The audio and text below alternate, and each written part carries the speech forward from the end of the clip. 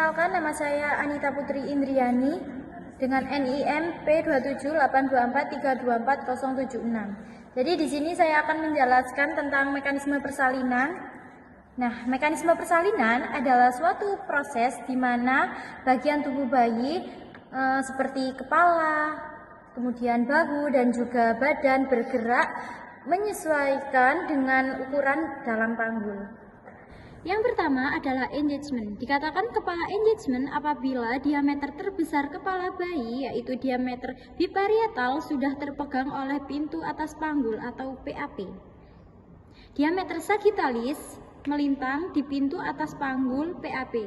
Selanjutnya ada beberapa faktor yang mendorong seperti dorongan dari amnion, dorongan fundus, dan kontraksi uterus, maka kepala bayi semakin turun pada rongga panggul. Akan tetapi, terjadi beberapa kondisi yang dikatakan sebagai asinklitismus. Jika tadi sutura sagittalis berada tepat pada simfisis pubis dan promontorium, dikatakan sinklitismus. Ketika turun, bagian terendah janin mendekati promontorium sehingga tulang parietal depan lebih rendah, dikatakan asinklitismus anterior. Semakin turun, kepala tertahan oleh simfisis, maka bagian bawah akan turun. Sutura sagittalis mendekati simfisis pubis ini dikenal asinklitismus posterior. Kedua, posisi kepala sedikit fleksi. Fleksi adalah dagu yang mendekati dada. Semakin maju persalinan, semakin adanya kontraksi, maka terjadi proses penurunan atau kemajuan penurunan kepala. Kemajuan kepala diawali semakin fleksi kepala, dagu semakin mendekati dada, sehingga yang ukuran awal fronto-occipitalis akan berubah menjadi ubun-ubun kecil atau bagian belakang kepala, sehingga diameter kepala menjadi suboccipito-bregmatica, yaitu ukuran terkecil kepala. Saat fleksi sudah terjadi secara maksimal dengan adanya dorongan dari fundus, tekanan amnion, adanya kontraksi uterus, bahkan di kala 2 ada dorongan meneran dari ibu.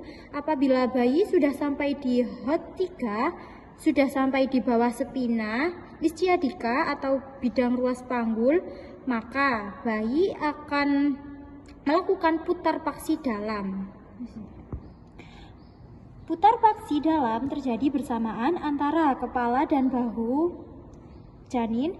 Kepala bayi akan berputar yang pertama 45 derajat, biasanya ke arah anterior atau simfisis. Diikuti oleh bahu, sehingga bahu berada pada diameter oblik atau diagonal PAP. Seperti ini, oblik.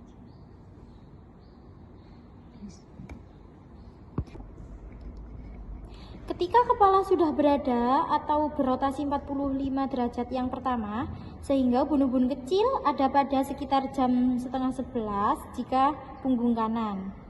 Nah, jika punggung kiri berada di jam sekitar 1:30, maka dia sudah berputar 45 derajat atau putar paksi dalam yang pertama.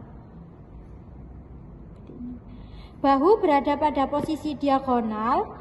Ketika kepala masuk putar paksi dalam yang pertama, bahu ikut turun ke dalam panggul. Nah, semakin majunya kepala akan berputar 45 derajat.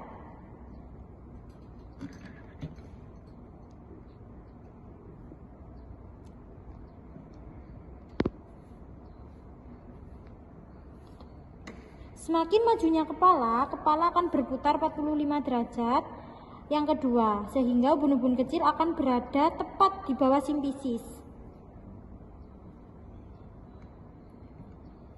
Akan tetapi perputaran ini tidak diikuti oleh bahu, sehingga di setiap mekanisme persalinan akan terjadi torsi bahu dan kepala sekitar 45 derajat. Nah, ketika kepala atau ubun-ubun kecil sudah berada di bawah simfisis, maka kepala sudah siap dilahirkan atau kepala sudah siap melakukan ekstensi. Nah, ekstensi terjadi karena dua dorongan yang berlawanan. Pertama, dorongan dari atas kontraksi uterus, dorongan meneran, dorongan fundus oleh kontraksi. Yang kedua, tahanan pada koksikis sehingga menyebabkan koksikis ya, sehingga menyebabkan kepala mau tidak mau ekstensi. Nah, ekstensi terjadi ketika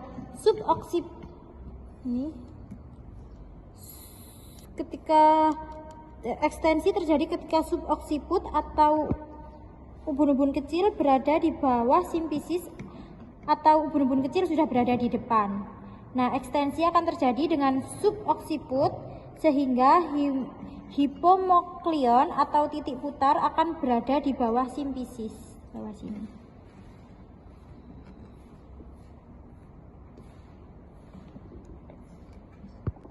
Sehingga dengan adanya tenaga meneran dari ibu, maka akan lahirlah bayi secara berturut-turut dari ubun-ubun kecil,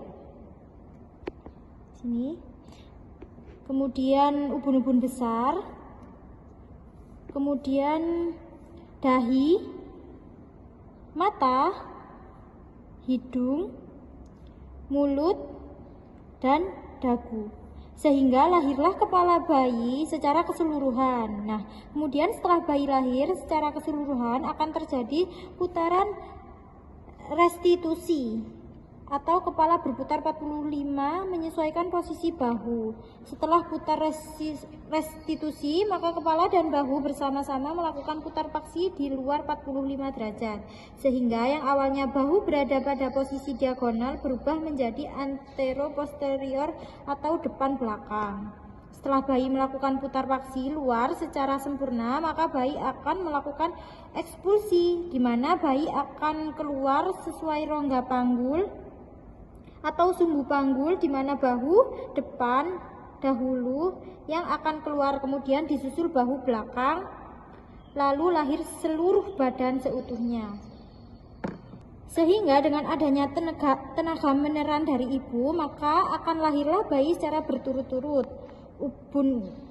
Mulai ubun-ubun kecil, kemudian ubun-ubun besar, kemudian dahi, mata, hidung, mulut, dan juga dagu.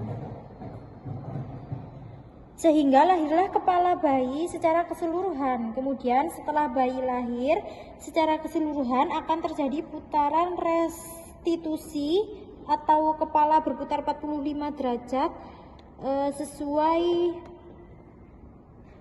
menyesuaikan posisi bahu. Setelah putar restitusi, maka kepala dan bahu bersama-sama melakukan putar paksi di luar 45 derajat. Sehingga yang awalnya bahu berada pada posisi diagonal menjadi antero-posterior atau depan belakang. Setelah bayi melakukan putar paksi luar secara sempurna, maka bayi akan melakukan ekspulsi, di mana bayi akan keluar sesuai rongga panggul atau sumbu panggul, di mana bahu depan dahulu yang akan keluar, kemudian disusul bahu belakang, lalu lahir seluruh badan seutuhnya. Nah, ini adalah proses mekanisme persalinan.